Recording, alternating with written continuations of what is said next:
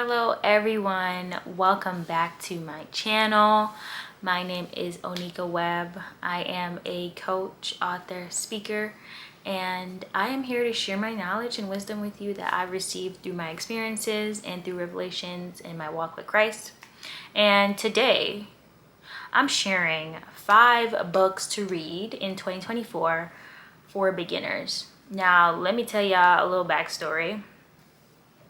I didn't like to read. I thought reading was boring. I'm not gonna lie and be all like, I've been studious my whole life. I have not. It was my late college years that I really started to read more.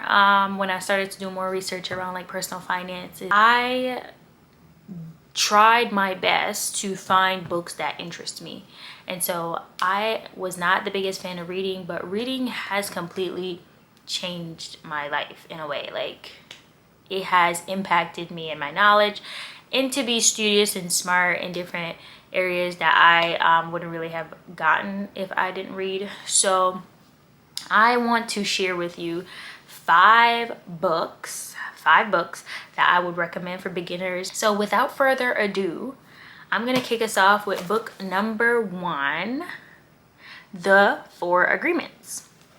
So this is called The 4 Agreements by Don Miguel Ruiz, and it's known to be a book of wisdom. It's like it falls under the personal growth, self-help category. And I'm just gonna share with you guys the 4 agreements that this book covers, and then additional to that they'll mention. So the 4 agreements are: be impeccable with your word, don't take things personally, don't make assumptions, and always do your best. So this was one of the first book I ever read, cover to cover. You could see like it's actually like a very small book. Like, you're not gonna be reading a whole bunch with this. I finished this in like a week. It's really an easy book to read, and you could literally apply what you read. And so it's like my recommendations to people as their first book to read. So yeah, practical guide to personal freedom. And here are my a quote that I'll share from this book, which is: don't take things personally, because by taking things personally, you set yourself up to suffer for nothing. And I don't know about you, but we have to suffer every day. If I'm gonna suffer for something. And so I'm not gonna suffer for nothing by worrying about the opinions of others or taking things too personally. And so this is a good book to highlight some of those grounding foundations that we all need to have in our back pocket to remember as we go through life. So this is number 1. This is the book that I would recommend. Y'all ready for number 2? Number 2 is going to be You Are a Badass. Can I say it on YouTube? You Are a Badass by Jen Sincero, after I just said it. And this book helped me with confidence and to define what was in me and what I wanted to do, to have a clear idea of it, and to not let the obstacles that come in my way stop me, because I was capable. Not I am capable. And so this book focuses on 5 parts. And the 5 parts are how you got this way, how to embrace your inner badass, how to tap into mother load, how to get over your BS already, and 5, how to kick some ass. So this is a book that will literally get you fired up to just start tackling the world. Like, it will get you where you need it to. Like, it's gonna be like, get up, do this.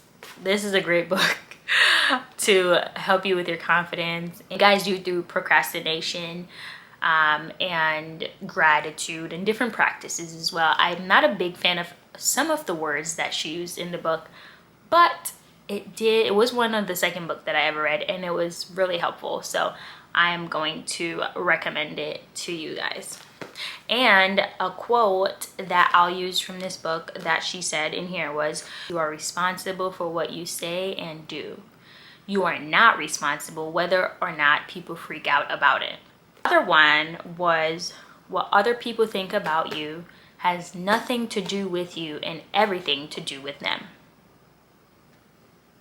What people say or think about you has nothing to do with you and everything to do with them.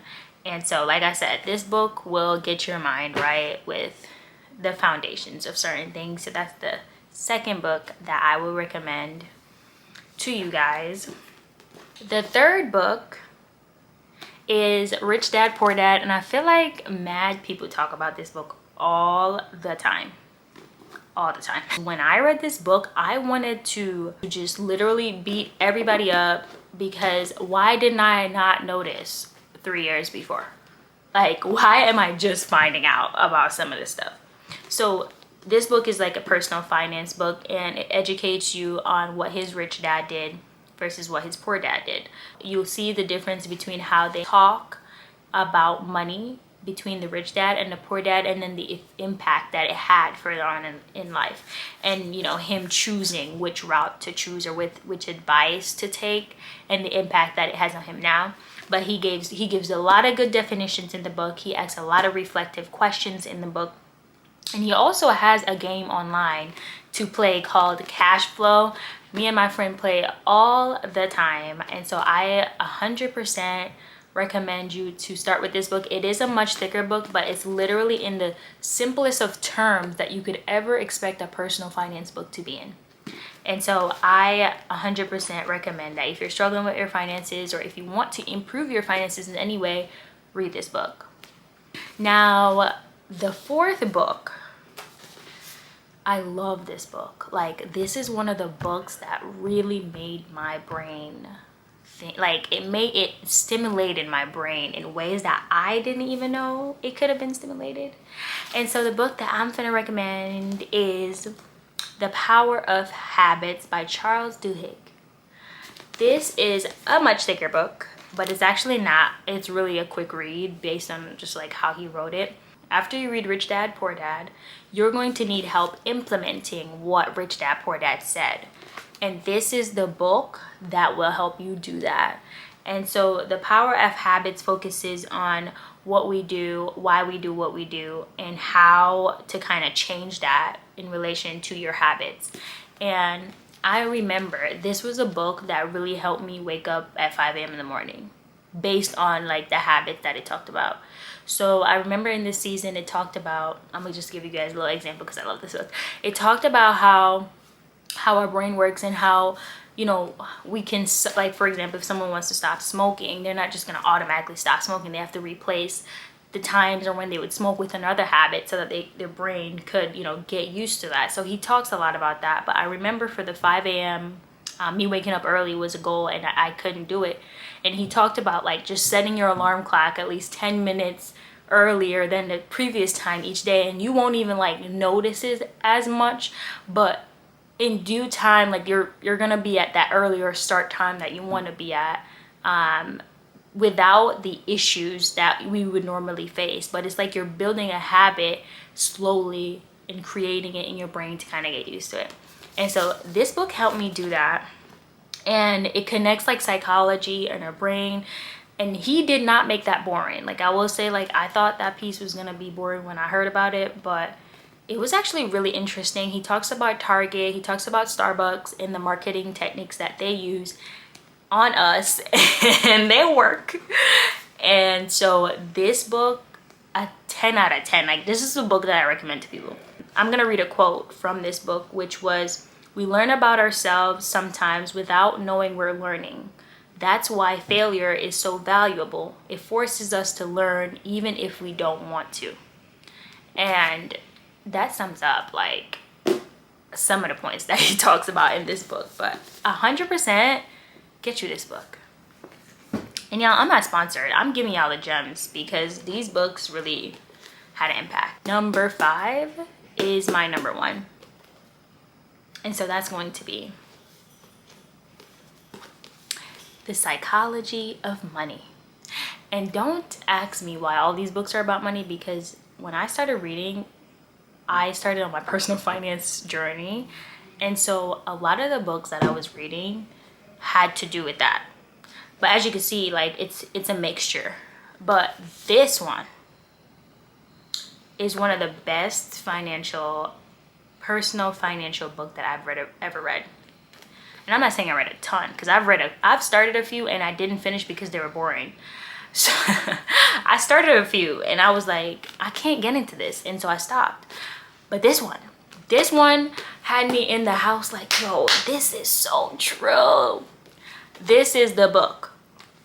So it had great insight on how people think, the effects of managing our money, how he talks about what we know, what we don't know, and what we think we control, the things we don't control. He talks about luck, making decisions based on your personal experiences or what your parents used to do, and breaking those habits. But I'm gonna share 10 of the topics that he talked about, and they're pretty quick and easy. Number 1 is no one's crazy. Number 2 is luck. Number 3 is risk. Number 4 is compounding. Number 5 is getting wealthy versus staying wealthy. Number 6 is tails you win. Number 7 is freedom. Number 8 is man in the car paradox. Number 9 is wealth you don't see. Number 10 is save money. And he has another 10 that you're gonna have to just read and get the rest of it. But a quote from this book that I'll share is 2 of them actually. Not all success is due to hard work, and not all poverty is due to laziness. He's going to have you unlearn some things that you knew. Risk is what's left over when you think you've thought of everything, by Carl Richards. And so he talked a little bit about that risk effect, and y'all, I really love this book. Like, the 2 books of the ones that I just shared that I'm going to be rereading in 2024 is The Power of Habits and The Psychology of Money, are 2 books I am going to be rereading in 2024. And so my 3 tips to you guys is, if you don't like to read, or this is your first time and you want to get into reading, 3 tips for you guys that I did that kind of helped me ease into it. Read a book that you have interest in. These are the books that I recommend. 1 or 2 of them might interest you or stand out. Read it. Or pick up another book that you actually like and read it, but not because it's pretty, or, you know, just actually read it because you have an interest in what it might talk about, and it'll be easy for you to do so. Number 2 is read a book that you can apply the knowledge you read. I'm gonna be honest, I'm not a big fan of like romance novels and stuff like that. I just never got into that. And so my thing is, if I'm gonna spend time reading a book, I need to know how I can apply it to my life. Like, it has to be in a way that I can pull content, knowledge, wisdom from it and make myself better. So I love self-help, personal growth book. And so I would say read a book where you can apply the knowledge if it's your first time. That might make it a little easier. And then I would say to build a routine where you read at least once or twice a week to start off. So you might say, I want to read every Friday morning from 9 to 9:30 or something like that, or Saturday mornings. I would recommend starting that way. Have a time of the day in a week, because that's the only way you're going to build that habit. Talking about the book of habits, it's going to talk about that as well. And so those are my 3 things that I'm going to recommend as you get started, because 2024 is going to be a year of growth. It's going to be a year of overflow, and you have to have the knowledge to help you with that information. So I hope this video was helpful to you guys as you continue your journey of your personal growth and personal development. I'm happy to be here to help you guys and share some of what has worked for me. Comment below which book you might tap into for 2024. Like, comment, and share this video with your friends, guys, if this has helped you in any way. I'll see you next time. Bye. Love you.